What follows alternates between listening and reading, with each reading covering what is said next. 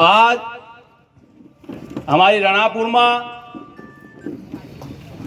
गुजरी मैदान में बदा ये हमारा कांग्रेस के प्रदेश सचिव हिमसन भाई डामोर भी आ गया, अलीराजपुर पूर्व कांग्रेस अध्यक्ष हमारा महेश भाई पटेल साहब भी आ गया और बदा हमारा गुजरी में बदा भाई आवेला बदा राम राम प्रणाम जय आदिवासी काना भाई खूना भाई बदा आ गया। अमो एतरा आप बेवा थाया